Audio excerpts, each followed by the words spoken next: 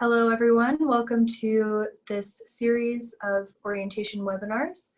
We will be talking about student health today, talking about student health on campus for the fall 2020 semester specifically. We have information from several different offices on campus, and we will be sharing this information to you throughout this presentation. So first we will get started with information provided by the Student Health Center. So the Student Health Center is the main health center for all students at the University of Utah campus. And they are located on campus.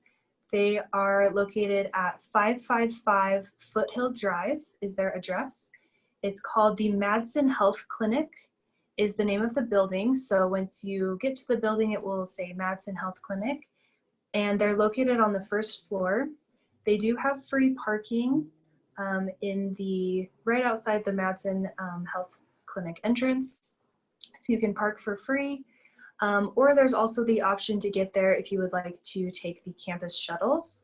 So the campus shuttles, you can find their information online, and those are completely free for students, and you can ride those shuttles to the Student Health Center.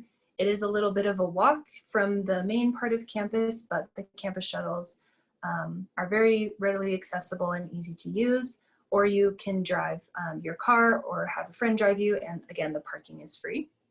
So that's very convenient.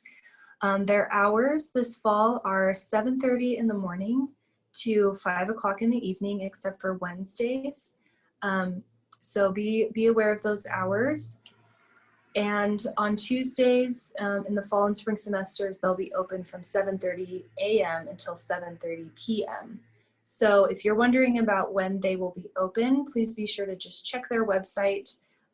It's located here on the screen at studenthealth.utah.edu. And you can always call them. Also, their phone number is 801-581-6431. And then you can ask for their hours of operation for the day that you choose to go in. Saturdays, they are also open except for breaks and holiday weekends from 9 a.m. to 12 p.m. So if you're really busy during the week, if you have class or work during the weekdays, you can take advantage of those Saturday hours as well. Okay. So the Student Health Center is a primary care clinic. So that just means that generally, they deal with all types of illnesses or questions that you might have about your general health. And it is open for students and spouses of students or dependents, so children or any other dependents that you may have. And they offer sick and well care with a referral to subspecialty care. So sick and well care, so even if you are not immediately sick, they offer things like travel medicine, like vaccinations, immunizations, things that you may need if you're traveling, or other things like sports medicine. So if you're an athlete, they can offer some sports medicine guidance as well. Due to the pandemic, they're not offering any walk-ins for some of these things. So immunizations or titers, which is just another type of test that you can get, or tuberculosis testing or TB testing. Traditionally, these would be offered during walk-ins, which means that you don't need an appointment. But again, due to the pandemic, just to keep things safe for everyone, they'll be by appointment only. So if you get to campus and you need to do an immunization shot or a tuberculosis testing skin test, you will just need to contact their office to make an appointment instead of just walking in. The University of Utah Student Health Insurance Plan is administered by United Healthcare, and students are automatically enrolled in this healthcare plan during their first semester at the University of Utah. So you don't need to do anything in order to be enrolled in this. Just as a new student, you'll be automatically enrolled. You can choose to have other insurance coverage if you wish. If you already have health insurance, you don't have to be within the student health insurance provided by the university. However, you want to be sure that you take a really close look at the health insurance plan that you have and compare it to the University of Utah student health insurance plan, because the university plan offers really great coverage for students, and the university has a lot of great healthcare facilities on campus that you can get excellent care at, and they're conveniently located, and you generally don't have to pay anything, you know, if anything, a very small amount when you go to the student health center or any of the healthcare facilities on campus if you have the student health insurance plan. But you can, again, choose to have an additional health insurance plan instead. You just have to make sure that it has equal or better coverage than your University of Utah plan. And then you would apply for a waiver through the Student Health Center. So you have to let them know that you have this additional insurance plan and you don't want to be enrolled in the university plan, and then you have to provide some type of record and just make sure that you're covered adequately in case something were to happen while you were a student. We want to make sure that no student has to pay out of pocket for any of these procedures or tests or anything, because it can be very, very expensive. So if you have any questions about health insurance, again, we'll have more information by the Student Health Center on their website, or you can contact them directly. So let's go to the next slide. All right, so questions about COVID-19. So this illness is covered as any other illness would be at the Student Health Center. So if you have any sickness, including COVID-19, it will be covered as if you were to have the flu or to have a cold or any other illness that could be treated by the Student Health Center. So, and that includes the testing for COVID-19.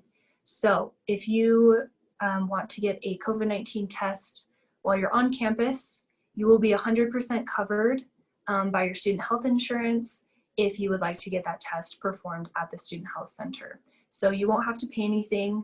And then if you do wish to get that test, just make sure that you call in advance instead of just walking into the center. If you feel like you have some symptoms of COVID-19, or you want to just get the test and you think you might have it, or you've been exposed to someone who you think has it and you want to get tested, that's perfectly fine. You can do that at the Student Health Center, but just make sure you call in advance. Their phone number is listed here again on the screen, and once you dial in, it will give you a few different options, and it's just option number 3. So just press option number 3 on your cell phone, and then it will lead you to some COVID-19 information. Okay. All right, so let's talk a little bit more about student insurance. So this is something we get a lot of questions about. So F1 and J1 visa holders are automatically enrolled in the student insurance plan, which we already mentioned. So once you are enrolled, you will get instructions on how to accept and print your insurance card. So we recommend doing this as soon as possible once you arrive on campus. That insurance information is really important to have with you in case you get in an accident or if something happens and you need to provide what type of insurance that you have. So make sure you watch for that email from the Student Health Center about your insurance plan and how to print your insurance card out. And if you have health insurance, as we mentioned, that already meets the waiver requirements, you will also be receiving an email during the first week or 2 of school that will tell you how to apply for that waiver and keep your health insurance that you already have and be unenrolled from the student health insurance so that you don't have double coverage if you don't want it. If you are taking classes online and you will be outside of the United States, so if you are in a different country and you're starting your classes this fall, but you will not be coming to the US at any point this semester, The ISSS office will be collecting that information through the pre-arrival checklist process. So you should have received information from ISSS about how to complete certain pre-arrival checklists as part of orientation.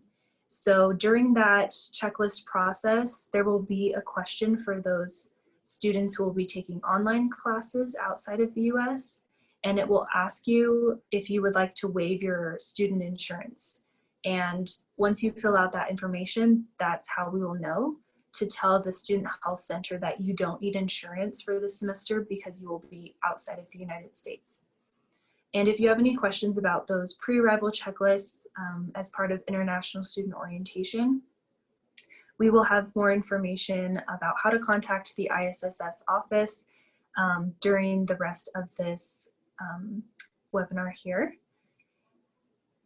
And to keep costs low for the plans, it differs. So there are some different requirements for if you have a copay, which just means copay is just a little bit of money that you may have to pay when you go visit the student health center. Even if you have insurance, it's not going to be free all the time. Unfortunately, sometimes you have to pay a little bit of a fee, so maybe a $5 fee or $10 fee, but that's still really relatively low to what you would be paying if you didn't have any insurance at all.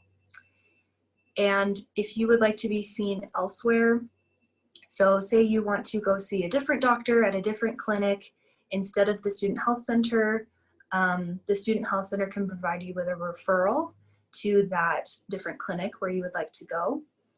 And you can see these numbers here of the different coverages and the deductibles, and it can get a little bit complicated, especially because the US insurance system can be very different than the insurance system that you may be used to in your home country. So again, we would just really refer you to contact the student health center if you have any questions about your insurance coverage or where to see certain types of doctors or what services they provide, and that will be your best way to get that information. Okay. All right, immunization requirements. So this is a big one for international students. So for international students, you need to have 2 documented MMR vaccines. So MMR just stands for measles, mumps, and rubella, and those are the names of different diseases. So MMR is just a different name for those. So the MMR vaccinations are really important, and you have to have 2 documented vaccinations after your first birthday. So there's information on the Student Health Center website, and we'll go over a little bit about how to find that specifically. But just keep in mind, if you don't have those immunizations already before you get here, you can still get them after you arrive at the Student Health Center. It's not a huge deal if you don't have them before you get here, because you can just get them after you arrive at the Student Health Center. And again, your student health insurance will cover most, if not all, of the cost for those immunizations. If you are not sure if you have been immunized against these diseases, against MMR, you can go to the Student Health Center and have what's called a titer. So that's just the name of a test, and it's just a blood test, and they will be able to determine from that blood test if you have had the appropriate immunizations in the past. And if not, they can take care of you right there, and they can get you scheduled for any necessary immunizations that you may be in need of. There are deadlines to submit the immunization information to the Student Health Center. So typically you have a couple of weeks before or after school starts to submit the immunization information that you have. So, and you will get email reminders to your UMail about how you need to submit these and when you need to submit them by. So make sure you're checking your UMail pretty frequently, especially during the first couple of weeks of school, and especially during the first week or 2 before school starts, because you'll be getting a lot of information And this is a really important one because if you don't submit these immunization requirements, then you can get a hold on your account. And a hold just means that you can't register for classes or receive your transcripts or do other certain things until you meet this requirement. So be on the lookout for emails from the Student Health Center about this. Also, there's a tuberculosis risk assessment. So along with the MMR vaccination, you also have to complete a tuberculosis risk assessment, and you can find that risk assessment in your patient portal, and the assessment will ask a few different questions, and then from that assessment they'll determine whether or not you need to come into the Student Health Center for additional testing or anything like that. So let's go to the next slide and we will talk about the patient portal a little bit more. So this is the Student Health Center website, and you can see down at the bottom here, there's all these different icons, and you can see the one that looks kind of like a globe, and it says international students right underneath it. So you're lucky, international students get their very own page on the Student Health Center website. So if you go to their website, you click on that, there's a lot of helpful information there.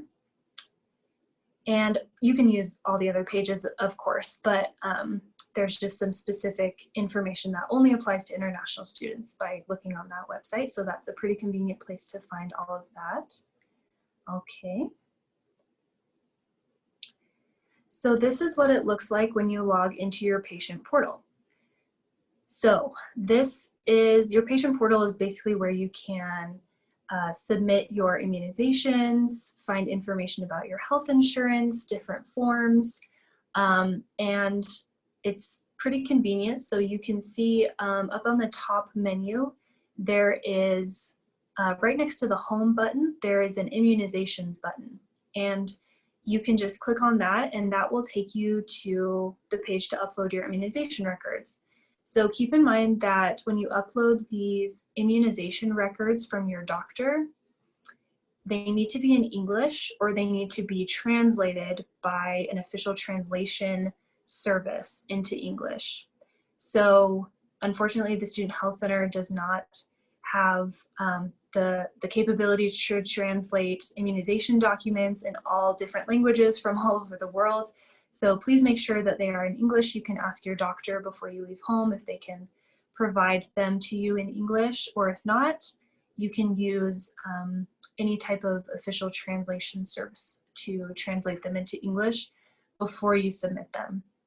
If you submit immunization documentation that is not in English, it will not be accepted, and you'll receive a notice that it is not accepted and is not sufficient for the requirement. And then if you miss the deadline without submitting them in English, again, you'll get that hold on your account, and we want to avoid that as much as possible. So just another reminder, make sure that they're in English, and you just upload the forms there. You can scan them, and it's pretty easy to upload them there. Okay. So this is a new feature that the Student Health Center offers. So there's a texting opt-in.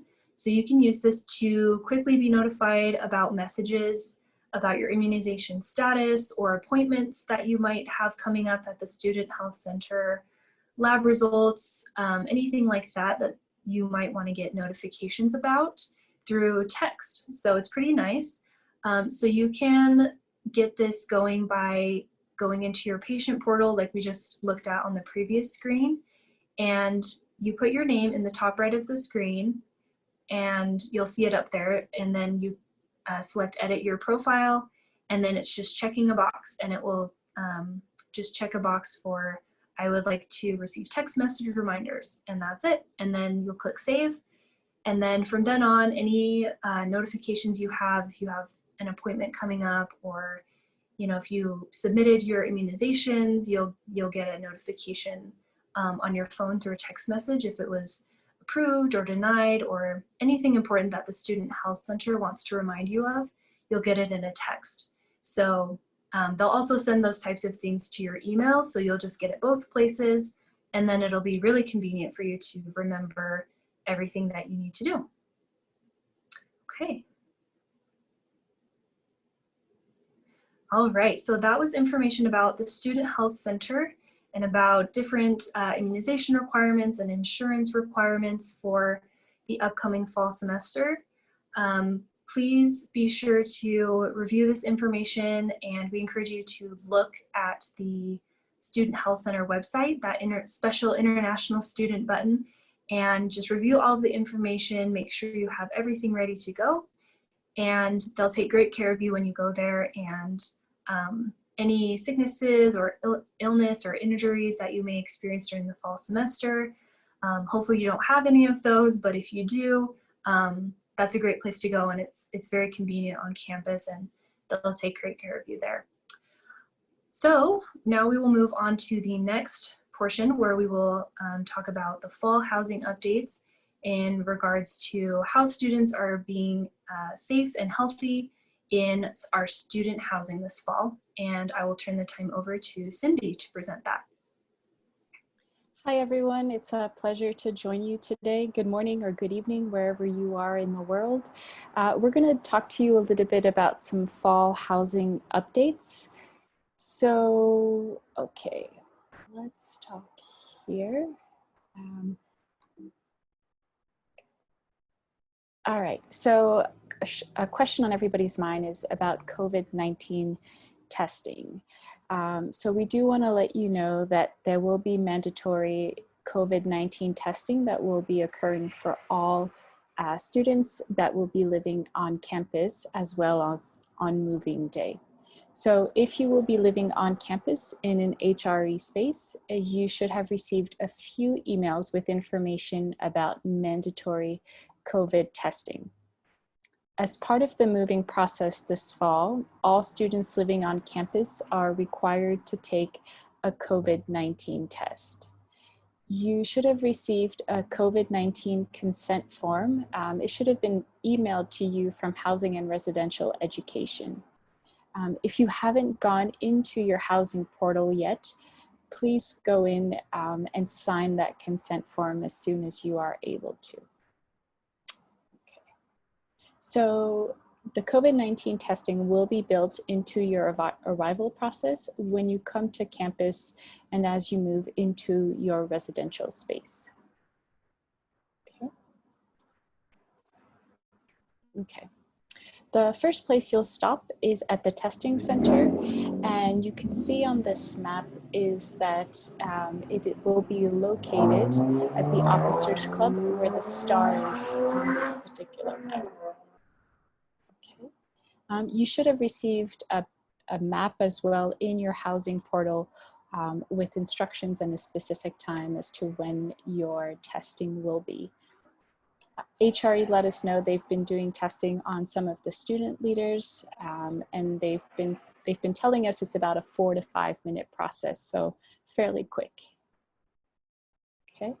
So you'll take your COVID-19 test, and then you'll proceed to a check-in table where you'll be able to pick up your key and a few other pieces of information to help you move in and feel comfortable on campus. Okay. Results will vary, so test results will be prioritized. We've been told that the lab processing the test results should be available anywhere from 1 to 4 days. So you should get your test results back between 1 and 4 days. Okay. You should plan on remaining in your room or in your space while you're waiting on those test results. And this is to reduce your exposure to others. So while you're waiting for your test results to come in, you should not be interacting with others or leaving your room outside of going to get food at the dining halls. Okay, well, let's talk a little bit about moving day, and then we'll get into how HRE will handle positive test results or negative test results. Okay.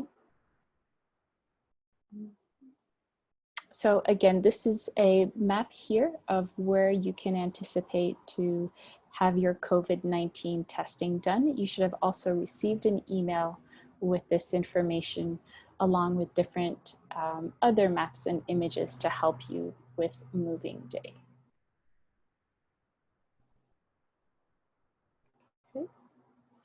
Okay, moving in day. So again, the first place you'll be going to will be the COVID-19 testing area, and you should expect to arrive at your assigned moving time. In addition to COVID testing, there's a few other logistics that you need to be aware of for moving day. There are assigned moving times posted on the housing website. If you haven't looked at the Use RHE website, that's housing.utah.edu, and it's a great resource with a lot of information in terms of supporting students, explaining physical distancing, and adding additional support throughout the year. Moving day is occurring over multiple days this year, and it will be occurring from August 18th until August 23rd. Moving times are assigned to you based on the building in the community that you live in. All of these are available on the website. And again, that website is housing.utah.edu. Some of you may have also requested early moving time. If that's the case, you should have received specific instructions based on the date you were approved to move in on campus.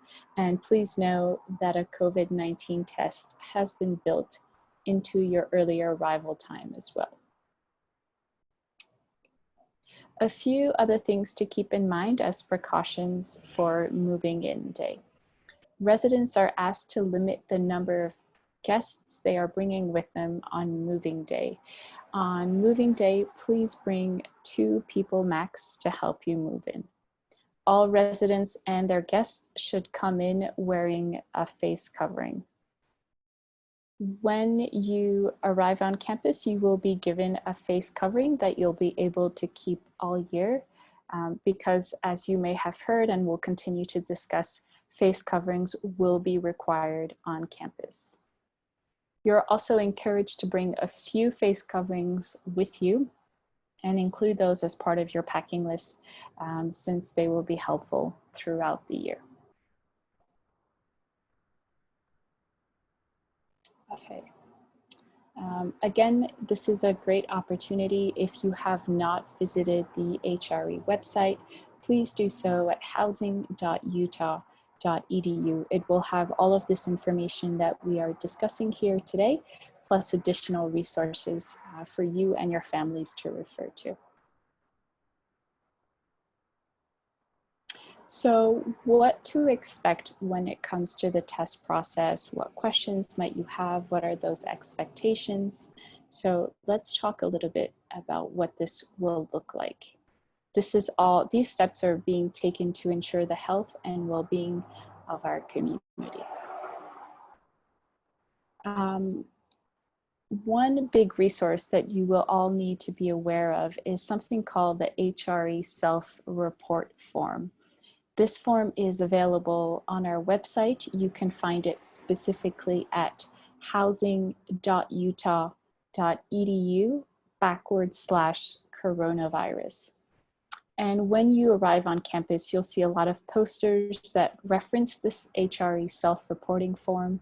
You'll also see it in regular emails, and it's definitely something that you should be familiar with as an on-campus resident. So the purpose of this HRE self-reporting form is to ensure that if you begin to experience symptoms of COVID-19 or you believe you have been exposed to someone who has COVID-19, or if you've already taken a COVID-19 test sometime throughout the semester, this is a great resource to let HRE staff know that you may need additional support. So all residents should complete this form immediately if they begin to experience symptoms or believe they have been exposed to someone with COVID-19. The form will ask you a few different questions about where you live on campus and more information about your symptoms or your potential exposure. And the first thing that will happen with this form is that it will be sent to a core group of HRE staff. And this will ensure that HRE staff are able to follow up with you, check in with you if you need any additional resources, and assess if you need to be transitioned to a temporary quarantine or isolation space. One of the big precautions that housing is taking this fall is that we've held off several quarantine and isolation spaces across campus. So these are empty rooms that are set aside for this very purpose if students test positive or need to be quarantined for several days. So when you do complete this HRE self-reporting form, an HRE staff member will contact you to directly follow up with you and help you move to a temporary room if needed. The staff will also be available to provide daily and ongoing support to check in and make sure you have everything that you need. Another piece of this isolation and quarantine space is that HRE staff will set up a meal delivery option for you if that's something that you need, and meals will then be delivered to your door on a daily basis. HRE wants to make sure that you are fed and happy and full while you're in your quarantine space, and there will be a rotating menu which will have a digital setup so that students are able to request meals and have them delivered to their door if they do need to be quarantined. Okay. Stay on this one. Okay, let's talk a little bit about test results. If your test result is a positive result, you will receive a phone call from one of the HRE staff members to let you know that you have positive results. And then they will help you move forward in the next steps, such as if you need to move to an isolation space or to set up to have meals delivered to you. If you receive a negative test result from your moving day COVID-19 test, you'll receive an email notification letting you know that your test result was negative and that you're free to stop quarantining since you have a negative test result. If your roommate received a positive test result, you would also be contacted by phone or another direct method such as email by a staff member to let you know that your roommate tested positive, and same thing to follow up about next steps. If you live in a shared space with an individual who tested positive, it's possible that you would also need to remain quarantined in that space to make sure that you have not been exposed and that you do not show any symptoms. And you would also have the opportunity to set up a meal delivery service. And just to note that this will carry forward throughout the fall semester and throughout the academic year as needed. If your roommate fills out the HRE self-reporting form because they've tested positive or are experiencing symptoms, you will likewise be contacted as part of a contact tracing to ensure that you also take any necessary steps to ensure your own health and well-being. So that's the process in a nutshell. Let's talk a little bit about other prevention methods that are in place. HRE is taking a close look at all cleaning processes and is seeing it as an action process. The custodial team members will be cleaning and sanitizing all high touch and common areas regularly. There will also be cleaning buckets available for residents to grab from the laundry room area. So we do recommend that if you are a resident to routinely and regularly clean inside your room, as well as inside your own personal bathroom to ensure that those areas are sanitized. It's a good idea to bring some of those cleaning items with you if you can, and there will be some available for you to use as well. As mentioned, face coverings are required and you will be given one on moving day, but it's helpful to bring a few. Face coverings in the housing areas should be worn anytime you're outside of your own room or apartment area. When you're walking within the halls of the building, when you're accessing the dining space, or when you're in the laundry room, face coverings should be worn. Physical distancing has also been implemented throughout our areas. So you'll notice that when you arrive in our lounges or common area spaces, there will be signs that will tell you how many people can use those areas at one time. Seating will be distributed and so forth throughout all of these areas. When it comes to dining areas, there will be a big area sectioned off for to-go and carry-out options. There's also a new mobile app available on phones where you'll be able to order food ahead of time, pick it up, and then take it from one of the dining facilities. There will also be limited on-site in-person dining that has tables and chairs spaced away so that physical distancing can occur. Lastly, while this semester will look different, we still want to ensure that you're having an engaging and a positive experience and that you feel connected to your community. All areas within on-campus housing have what we call a resident advisor. That will be another student who will be your go-to connection point. To help meet other students living on the floor or the area of your building, this advisor will be reaching out to you after you move in to talk to you about a community meeting that will most likely be held virtually so that you're able to meet other students that are living in your building. We will continue to implement aspects of our learning goals and community within our engagement and programming events. These will either be virtual or physical distance connection opportunities. Your resident advisor will be sharing more information about what those will look like. Ultimately, we want to ensure that while this is a unique semester, you'll still be able to feel connected and engaged with the community you live in.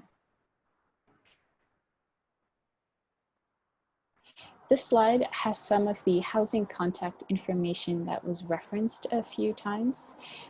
If you haven't already done so, please visit the website housing.utah.edu. HRE is also on social media at U of U Housing. You're welcome to contact HRE at any point with questions you might have about living on campus this fall. So make sure you look up those resources. Danica, I will pass it back to you for the next portion of this webinar. All right, thank you, Cindy. So now we will go into just a little bit more of general information about what you can expect on campus in regards to COVID-19 safety and health measures. So this information was provided by the Office of the Dean of Students at the University of Utah, and we'll be talking a little bit about your student rights and responsibilities as you come to campus this fall. Okay, so we will have a few questions. So let's go to question number 1. And one commonly asked question for this fall is, what are the expectations outlined in the student code regarding COVID-19 safety measures, such as face coverings? So face coverings will be required for all students, staff, faculty at the University of Utah this fall. We'll just start by saying that. And the reason for this is because we have a student code handbook here at the university, and the student code is basically a code of rules that all students need to follow in order to be successful and remain as a student at the University of Utah. And one part of that code says that behaviors that endanger the health and safety of any members of the university community or other persons while on the university premise or at university activities or on the premise over which the university has supervisory responsibility pursuant to state statute or local ordinances are not acceptable. So any behaviors that are endangering the health and safety of other students or faculty on campus or staff are not permitted. And that relates to the plan that the university has outlined in regards to face coverings for this fall semester. So as we look forward to students, staff, faculty, everyone returning to campus, and for all of you new students who are coming to campus for the first time, we just want to reaffirm our shared responsibility to each other and make sure that we all adhere to the campus safety precautions that are outlined. And that includes wearing face coverings at all times when it's appropriate. So there is a website that you may want to reference. It's called Return to Campus, and you can find it's really easy. It's just called returntocampus.utah.edu, and there is a lot of information at that website that will tell you what you can expect when you come back to campus. So a lot of the information we'll be talking about in this portion of the webinar will be in reference to that Return to Campus website. So we just want to make you aware of it. There's a lot of really helpful information there. And again, it's returntocampus.utah.edu. Okay, so again, we suggest face coverings that cover both the nose and mouth. And the university will provide face coverings to all students. So there are a few different locations where you can pick up a free face covering, a free mask, and you can keep it. So it's for your own personal use. You don't have to return it. It's for you to keep and wear on campus, and you can wash it, and it's yours to keep.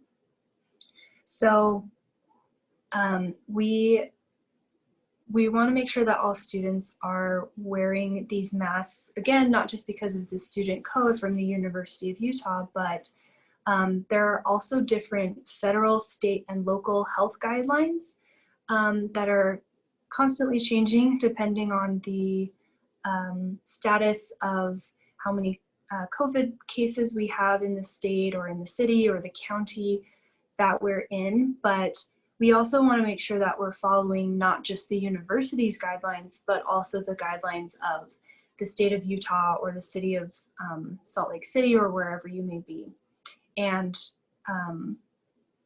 that's also really important as to why these are being required. And even if Salt Lake City is not requiring face coverings for all of its citizens in public, you are still beholden as a student at the university to that student code. So even if you aren't required to wear a face mask, in other places in Salt Lake City, once you come onto campus, you will be required to follow that student code and wear your face coverings.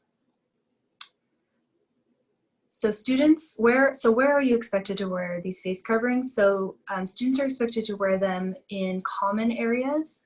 So that includes classrooms, that includes, the dining halls, that includes housing, like we just talked about.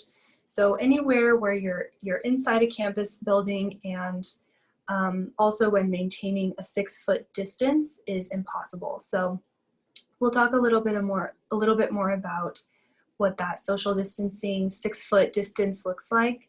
But basically 6 feet or 2 meters, if you're not able to be at least that far away from someone else, you must be wearing a mask, even if you are outside of a building. Okay, all right, so let's move on to our second frequently asked question. So this question is, what will happen if a student does not wear a face covering on campus or in class? So we just talked about the fact that these face coverings are required for all students, staff, and faculty. Students who discard the expectations to wear face coverings may be in violation of the student code, and can be referred to the Office of the Dean of Students. But this is not a punitive measure. That just means that, you know, you're not going to be immediately punished if you are not wearing a face covering. The Office of the Dean of Students is really, they're an office to help you learn what is expected of you and help you be able to make good choices and help you be really successful as part of the campus community. So if you are not wearing a face mask, you are not going to be immediately in big trouble or anything like that, but they just want to make sure that you know the expectations and that you're following them to the best of your ability, and that if you're not able to follow them, they want to find out why, and they want to be able to help you follow them if possible. So if a student has an incident where they are not wearing a face mask in class, the professor has the option to ask that student to leave, and they will be referred to the Office of the Dean of Students. And again, it'll be sort of learning experience and just making sure that you know what's expected of you. However, if things persist and there are repeated situations with students not wearing a face covering in class or in certain areas where it's required, then we may need to take some progressive actions from that point. Faculty and staff are encouraged first to discuss their concerns with the students involved. So your professor may have a conversation with you about why you may not be wearing a mask that day. However, when appropriate, they may refer students to the Dean of Students again for just a little bit more context and information, and for the student to be able to just address their concerns or questions that they may have, and the Dean of Students can help with any of those. University community members may also submit public reports as well to the Office of the Dean of Students, and we'll have a link a little bit later in the presentation or on the Office of the Dean of Students website where you can submit any concerns that you may have. Again, we just want to remind everyone that constantly being aware of the requirements and reminding everyone that you should be wearing face coverings. Repeated violations of the student code can lead to more progressive actions, and that can look like written warnings or probation, or if it becomes a real issue, suspension from the University of Utah. So we really want to avoid that. We really want to make sure that you are being successful, that you're able to learn, that you're able to progress with your degree, and just achieve the goals that you set out to achieve. And we want to make sure that there's nothing that prevents you from doing that. And that includes the wearing of face coverings and following measures outlined in the student code. Okay, all right, let's move to our next question here. So the next question is, if I test positive for COVID-19, who will see my results? Will my professors or classmates know that I've tested positive? So first off, the answer is no. Your professors or classmates will not all be notified that you have tested positive for COVID-19. It's not going to be public information for everyone to see. As we mentioned before in the housing presentation, there's a self-reporting form which students can use to take note of in any test results that they get back, and just begin the process of reporting that they've tested for COVID-19 or tested positive. And then from there, once you report it, that starts the process of getting additional support that you may need and getting just care that you may need for your situation. So from an academic standpoint, we do understand that the needs of students may not be met if they test positive for COVID-19. So if you do test positive, you won't be able to attend any in-person classes, and that can be a bit of a challenge. So the Office of the Dean of Students will help you communicate with your professor and make sure that you're not being penalized for not being able to attend class because you're quarantining or recovering from COVID-19. So if you do test positive, you don't need to drop out of your classes or anything. there are people to help you get through it and get the help and support that you need to succeed in your classes.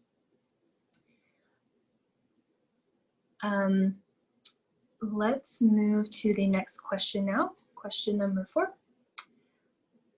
Okay, this question is really serious. I'm worried about discrimination because I'm an international student. What should I do? So the Office of the Dean of Students has said that whenever discrimination is brought up, we take that really serious at the University of Utah. That's not a word that we like to throw around lightly, especially in regards to our international students, and ISSS also shares a similar feeling about that. So just to define a little bit about the word discrimination, so it's helpful to kind of explain and describe what that means because it could be interpreted in different ways. So at the University of Utah, discrimination is a partiality or bias or treatment of a person or group that is unfair or violates law or policy. So that could be treating someone differently based on protective classes that are outlined in university policy. And a protected class just means a group or a type of person who is protected against discrimination by university policy or by state and federal law. So we have protected classes that we want to, again, allow students to understand their rights and responsibilities here on campus. And if a student ever felt like they were being discriminated against, they could contact the Office of the Dean of Students, which would then refer them to the Office of Equal Opportunity, which we can also call OEO. So OEO, or Office of Equal Opportunity, is the office that would take care of protected classes, and they would be the ones to help you through any type of discrimination that you may experience based on race, ethnicity, national origin, age, religion, or disability. Other protected classes include veteran status, sex, sexual orientation, gender identity and gender expression, or genetic information. So not all these discrimination types violate law or policy, but we can, you can be subject to unfair treatment, and that would violate university policy. So any of these protected classes, if you feel like you're being discriminated against, you can contact the Office of the Dean of Students or the Office of Equal Opportunity. And we understand this information is very sensitive, so they are, they're not sharing that with anybody. It's very private. They keep your information very secure, and they just want to be there for you, and they just want to support you through it. And again, all of that information that you share is confidential. Okay, all right, let's move to the final question here. What kind of mental or emotional support is available to me during these difficult times? So this is a great question. So the Office of the Dean of Students is a hub where you can get wraparound support. So if you're experiencing any difficulties with discrimination, as we mentioned before, or any concerns about safety or mental health or anything like that, that office is a great place to go to be referred to the appropriate office on campus, whether that's them or maybe the counseling center or different offices on campus. So if you're not exactly sure who to talk to about a certain problem that you may be going through, you can always refer to the Office of the Dean of Students. And I'll add that you can also always come and make an appointment with an ISSS advisor, because we're here to support all international students on campus, and we work closely with the Office of the Dean of Students if we know that our students are having any issues and not things that are holding them back from being successful. So please feel like you can always come and talk to ISSS or the Office of the Dean of Students, or both. And any students that may be struggling, if it's a crisis that you're experiencing, or anything mental health related or emotional health related, the Office of the Dean of Students can refer you to the appropriate people to help you through that. And there are a lot of resources at the university, like I mentioned, the University Counseling Center, that are really great, and a lot of students utilize those resources. So it's okay to have a hard time sometimes, and it's okay to struggle and have emotional or mental health issues or concerns, or just, you know, if you're having a bad day or a bad week or a bad month, we understand, and it doesn't mean that you're doing anything wrong. It just means that, you know, you're adjusting to a new environment and adjusting to things that are changing all the time in our world. And it's really common for students to have these types of issues. So never be afraid to reach out to any of these offices or advisors or staff on campus about anything that you're struggling with.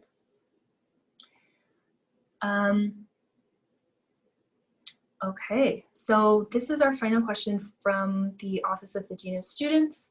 So we thank them for providing this information to us. And now we will move to our final portion of this webinar, where we will be talking about just some general day-to-day things that you can expect, not even on campus, but also when you go out into Salt Lake City or different places. And we just want to make sure you're aware of those things. Again, here is the information for the Dean of Students, their website, and their email. Please feel free to reach out to them if you have any questions at all. They're really nice people, and they're here to help you. So we encourage you to do that. And I will pass it now to Cindy. Hello again, everyone. I just want to echo what Danica said. The Office of the Dean of Students is a great resource. If you do have questions, please reach out to them. And to add to what Danica was saying, as an ISSS advisor, please come to us with any questions you might have. If you're looking for a resource, if you're struggling, we can talk to you and put you in contact with other resources on campus. So like Danica was saying, the next portion of this webinar will focus on what you can expect on and around campus. So this is meant to add to information you've heard today, or you may have previously heard. Keep in mind that this situation is fluid and continues to evolve. You'll see a number of these resources in the next couple of slides, quite like a few that we've mentioned already, and you are definitely encouraged to visit these resources for the latest update throughout the semester and throughout the year. Okay, so one question that we've gotten from students is, where is all of this COVID-19 guidance coming from? So you may have heard about a number of these agencies and will most likely continue to do so. The CDC, the Utah Department of Health, and the U's own metrics and guidelines. How do all of these operate, and what does this mean for you? So the Centers for Disease Control and Prevention, or the CDC, is the National Public Health Institute for the US. The CDC issues public health guidance for the country, and this is their website here. The Utah Department of Health oversees public health in the state of Utah. During this COVID-19 period, it works with the CDC and local officials here in Utah. During this period, it's also responsible for assessing the current risk level in each of Utah's counties or localities. The highest risk level is red and the lowest risk level is green. Each risk level is associated with a different color and various levels of activities. For example, the U's main campus is located in the county of Salt Lake, and its current level is orange. And you can see their risk level here and their website here. The University of Utah also has a similar color-coded system with various services and activities allowed at each level. The colors are red, highest risk, followed by orange, yellow, and green, or lowest risk. The U's current campus phase is orange. You can expect to hear updates in reference to these color levels throughout the semester. Together, these offices provide updates and guidance about the COVID-19 situation at the campus, county, state, and national levels. As you've heard, students, faculty, and staff will all be required to wear face coverings. These should be worn over your nose and mouth and fit comfortably on your face. Students, faculty, and staff will also be expected to exercise physical distancing. You may also hear it called social distancing. This term means that individuals are asked to stand 6 feet or 2 meters apart. Other ways to visualize this are 2 shopping carts apart or 2 large dogs apart. To help with physical distancing while on campus, you can expect to see these signs and others similar to them on floors, doors, walls, seating areas, and other shared spaces on campus. When going to stores in the Salt Lake City area, you can expect to see the following. The first is a poster requiring all individuals to wear a face covering when entering. This photo was taken in front of a local Smith's grocery store. You can also expect to see hand sanitizer dispensers placed by the entryway, so it's accessible to shoppers. The second photo indicates that only 10 people at a time can be in that specific store. This is to allow for physical distancing inside. Please be on the lookout for these signs. Similarly, when going to the bank or other offices, you can expect for them to require face coverings, provide hand sanitizers, and limit the number of customers at one time. One piece of advice would be to carry your own pen with you, particularly when going to the bank or businesses where you may be completing paperwork, such as the post office. In addition, please call ahead to confirm operating hours. Many offices are operating on modified schedules or may require you to make an appointment before visiting their space. Consider what services can be done virtually and which documents can be shared electronically.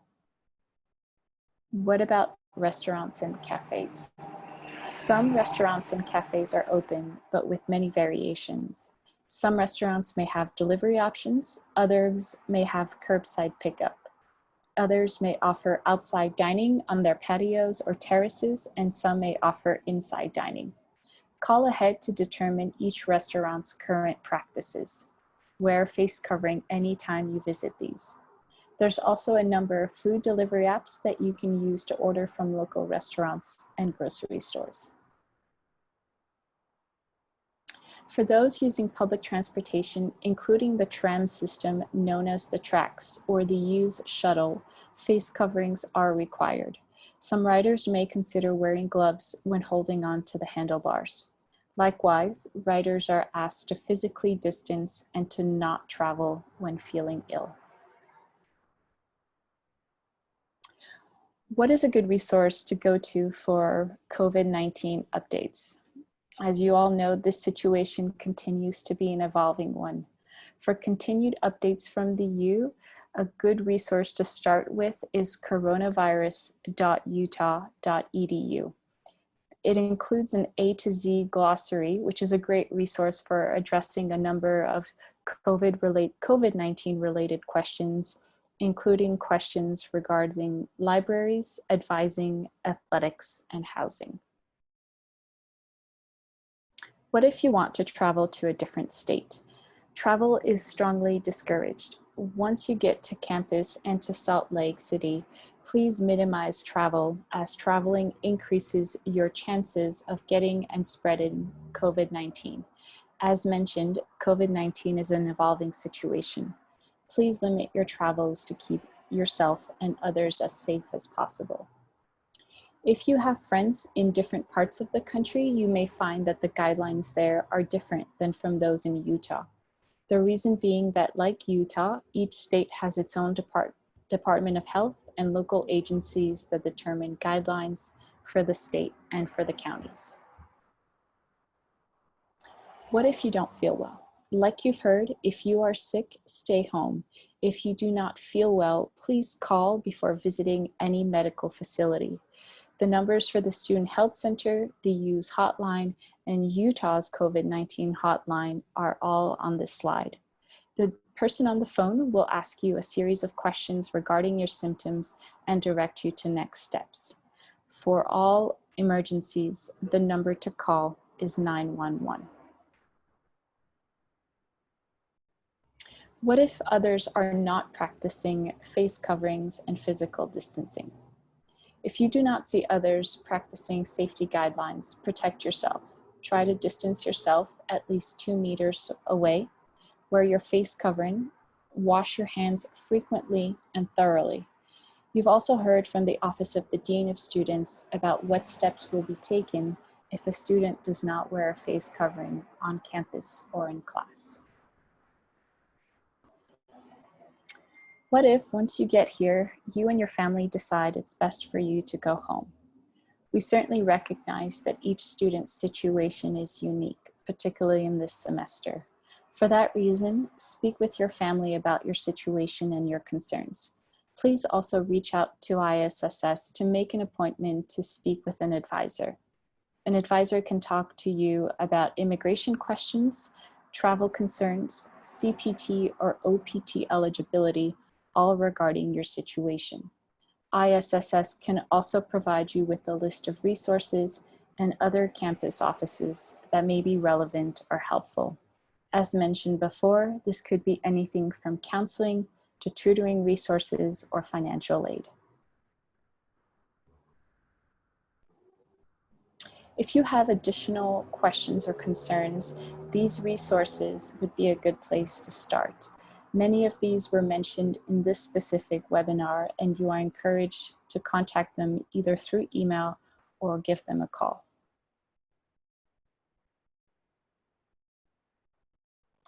What if you get to campus and you realize that you're feeling quite anxious and concerned? Where can you start? We certainly recognize this is a very stressful, unprecedented situation that challenges students in a number of ways. If you have questions that were not addressed here or specific concerns, you're encouraged to visit and contact these resources listed on this page. You're always welcome to contact ISSS, and we can likewise share these resources and others with you. We very much look forward to welcoming you at the U this fall, and if you're not able to join us this fall, we hope you'll be able to join us very, very soon. Danica, I'll turn it back to you. All right, thank you, Cindy. And that's all we have for you today. If you would like to view additional webinars, you can use this QR code here, or you can visit our website at isss.utah.edu, and all of the orientation information will be provided there, as well as several frequently asked questions related to coming to campus this fall and surrounding COVID-19 policies and procedures. So again, we thank you and we look forward to seeing you this fall.